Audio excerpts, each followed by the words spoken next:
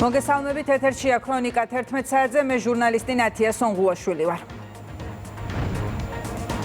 ქრონიკის კითხვა ბრიტანეთის საელჩოს და ელჩის ტრადიციული დუმილი. თეთრი სახლის კორესპონდენტთა ასოციაციის მიღებაზე თავდამსხმელს ბრალს ოფიციალურად დღეს წარუდგენენ.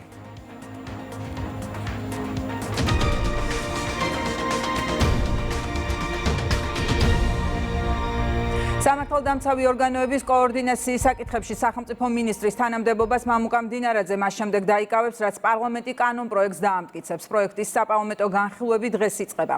სახელმწიფო უსაფრთხოების სამსახურს კი სამშაბათიდან გეკა გელაძე უხელმძღვანელებს კანდიდატურა კენჭისყრაზე პლენარულ სხდომაზე გავა. სოფო ბერიძე გვერდება პირდაპირ ეთერში.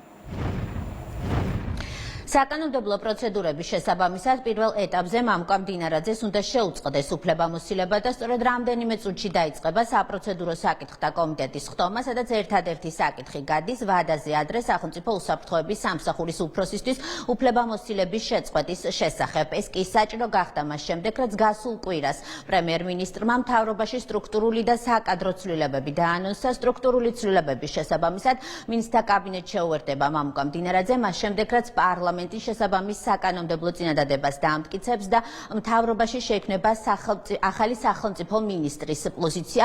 მდინარაძე პარალელურად ამ საკადრო ცვლილების შესაბამისად იქნება ვიცე-პრემიერიც და მისი მთავარი საქმე ახლა იქნება სახელმწიფო უსაფრთხოების სამსახურის, შინაგან საქმეთა სამინისტროსა და სახელმწიფო დაცვის სპეციალური სამსახურის კოორდინაცია. გარდა ამისა, ის კოორდინაციას გაუწევს მთავრობას სასამართლოსთან, ასევე გენერალურ პროკურატურასა და აუდიტის სამსახურთან. კიდევ ერთი საკადრო ცვლილება არის, როგორც ვიცით, მთავრობაში პრემიერ-მინისტრის გადაწყვეტილებით სახელმწიფო უსაფრთხოების სამსახურის უფროსის თანამდებობა შინაგან საქმეთა ყოფილი მინისტრი გეკა გელაძე დაიკავებს და ეს პროცედურებიც პარლამენტში იწყება უშუალოდ დღეს.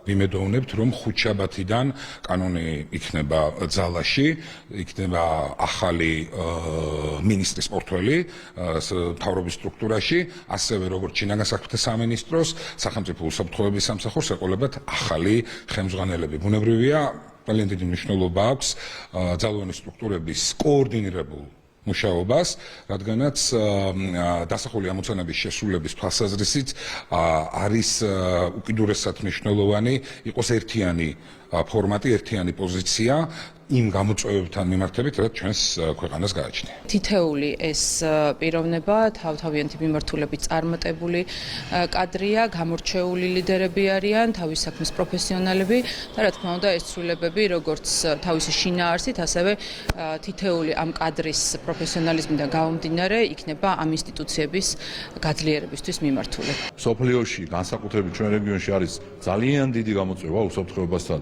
დაკავშირებით და ბუნებრივია, რომ კოორდინაცია ძალოვან უწყებებს შორის არის ძალიან მნიშვნელოვანი. გამომდინარე აქედან, დღემდე კარგად მოვდივართ ამ უსაფრთხოების დაცვის თვალსაზრისით და ისაც ჩვენ მოვისმინეთ პრემიერისგან, მათ შორისაც გვაქვს შიდა კონსულტაციები, ვხედავთ, რომ პოზიტიურია ის ცვლილება, რომელიც უზრუნველყოფს ზოგადად ძალოვანი სტრუქტურების ურთიერთ კოორდინაციას.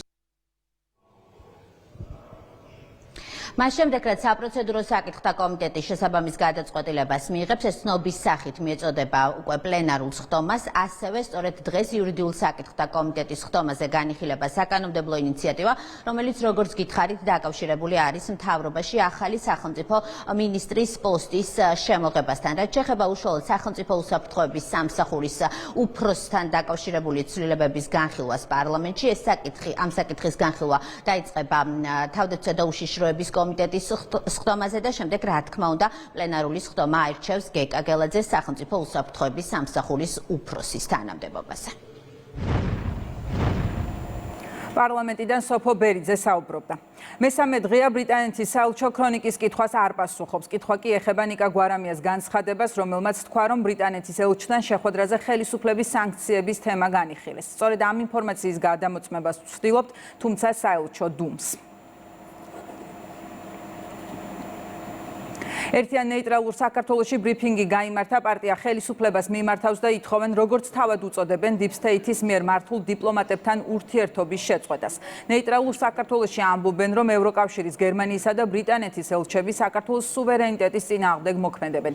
პარტიაში განმარტავენ, რომ ხელისუფლებამ მათი საქმიანობის წინააღმდეგ აქტიური ნაბიჯები უნდა გადადგან.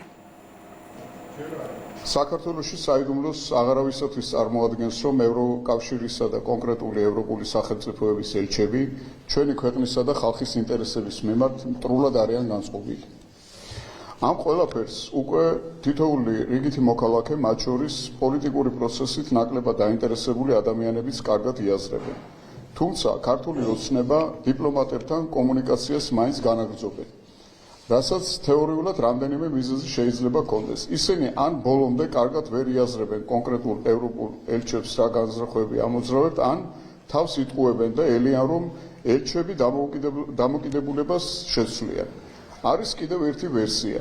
ხელისუფლება ყველაფერს კარგად აანალიზებს, თუმცა ფიქრობს, რომ პოლიტიკური მიზანშეწონილობიდან გამომდინარე დიპლომატებთან ურთიერთობა ამ ეტაპზე მაინც დასაშვებია. მიგვაჩნია, რომ ხელისუფლებამ ყველანაირი ურთიერთობა და კომუნიკაცია უნდა გაწყვიტოს გლობალური ომის პარტიის მომსახურე პერსონალთან, რომელსაც ელჩები ეწოდება და რომლებიც ჩვენ ქვეყანაში რადიკალიზმის, დესტრუქციის და დანაშაულის წახალისების გარდა არაფერს აკეთებენ. ამავდროულად ისინი აქტიურ კოორდინაციაში არიან, დავალებებს აძლევენ და განაგებენ ქვეყნის მტერი ოპოზიციის ქმედებებს. მათ არ შეიძლება ეწოდოთ დიპლომატები, ისინი ქართველი ხალხისა და ჩვენი ქვეყნის ინტერესებს უპირისპირდებიან.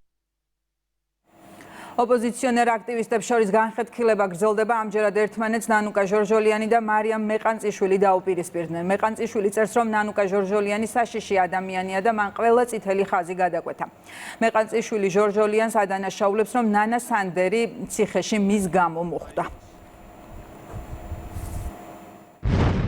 ნანუკა, გაგახსენებ შენ მიერ ცრუბრალდებებით ციხეში მოხვედრილ ნანა სანდერს, რომელსაც შენს პოსტებს უდებენ მტკიცებულებად ჩადენილი დანაშაულის.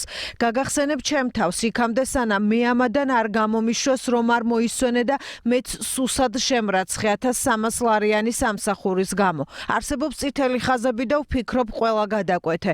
არ გეტყვი რომ სუსი ხარ, მაგრამ გეტყვი რომ ძალიან საშიში ადამიანი ხარ და ძალიან მავნებლობ. იმ ნდობას იყენებ, რომლითაც მსხვერპლის შენამდე მოვიდა და ვხედავთ როგორ მოახდინე პოზიციონირება და როგორ გამოიყენე იმ გოგონას ნდობა. გარემოს დაცვისა და სოფლის მეურნეობის მინისტრი კაკლისა და ნუშის მწარმოებელ ფერმერებსა და ექსპორტიორებს შეხვდა. განიხილეს არსებული გამოწვევები და განვითარების პერსპექტივები.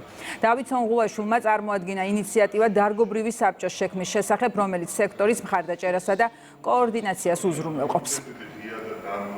კაკალი და ნუში არის ერთ-ერთი სწრაფად განვითარებადი დარგი ჩვენი ქვეყნისთვის. ეს არის დარგი, რომელიც იძენს საექსპორტო პოტენციალს, შესაბამისად მნიშვნელობიდან გამომდინარე შექმნილი არის მინისტრთან საბჭო, რომლის ფორმატშიც შესაძლებელი არის, რომ დარგის წარმომადგენლებს შევხვდეთ, ვიმსჯელოთ იმ მნიშვნელოვან გამოწვევებზე, რომელიც დარგს აქვს და რა მექანიზმები შეიძლება იყოს შექმნილი იმისთვის, რომ მაქსიმალურად ხელშეწყობილი იყოს დარგი და კიდევ ერთი საექსპორტო პროდუქცია შეიქმნას. აღნიშნული საბჭო, აღნიშნული ფორმატი, რომელსაც სამინისტრომ ჩაუყარა საფუძველი, ასე რომ ვთქვათ, და განახორციელა ეს შეხვედრა, ძალიან ღირებული არის ფერმერებს და ზოგადად, ასე რომ ვთქვათ, სექტორში ჩართულ პირებს აქვს პირდაპირი შესაძლებლობა პირდაპირ მიაწოდონ დაინტერესებულ და უფლებამოსილ პირებს, ასე რომ ვთქვათ, ყოველგვარი საჭიროებო საკითხები, რაც სექტორში არის და მიიღონ სწრაფი რეაგირება ამ კონკრეტულ პრობლემებზე თუ გამოწვევებზე, რაც სექტორში ფიქსირდება. ძალიან კარგი სიახლეა,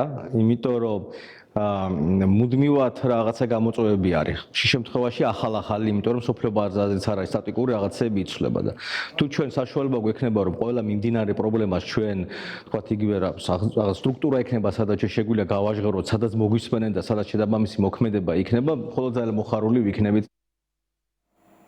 განსაკუთრებით დიდი ოდენობით ნარკოტიკული საშუალების უკანონო შეძენა, შენახვისა და რეალიზაციის ხელშეწყობის ბრალდებით 4 ადამიანია დაკავებული. მათ შორის არიან როგორც საქართველოს, ასევე უცხო ქვეყნის მოქალაქეები. სამართალდამცველებმა ბრალდებულების პირადი და საცხოვრებელი სახლების შხრეკისას, ასევე მათ მიერ მითითებული ადგილებიდან ამოიღეს სარეალიზაციოდ გამზადებული სხვადასხვა სახის ნარკოტიკული საშუალება. დანაშაული 20 წლამდიან უვადო თავისუფლების აღკვეთას ითვალისწინებს. მიგრაციის დეპარტამენტმა 55 უცხოელი არალეგალი დააკავა, მათ შორის რუსეთის, უზბეკეთის, თურქეთის, ბელარუსის, ყირგიზეთის, აზერბაიჯანის, იორდანიის, კოტ-დივუარის, ბანგლადეშის, თურქმენეთისა და პაკისტანის მოქალაქეები. დეპარტამენტის თანამშრომლებმა გადაამოწმეს კონკრეტული ადგილები და სხვადასხვა დანიშნულების ობიექტები, რაც მიზნად ისახავდა საქართველოში კანონიერი საფუძვლის გარეშე მყოფი უცხო ქვეყნის მოქალაქეთა გამოვლენას. დადგინდა, რომ დაკავებულები საქართველოში კანონით დადგენილ მოთხოვნათა დარღვევით იმყოფებოდნენ. ისინი ახლა მიგრაციის დეპარტამენტის დროებითი განთავსების ცენტრში არიან და მიმდინარეობს მათი ქვეყნიდან გაძევების პროცედურები. ქრონიკა დასრულებულია, პირდაპირ ეთერში 14 საათზე დავბრუნდებით დროებით.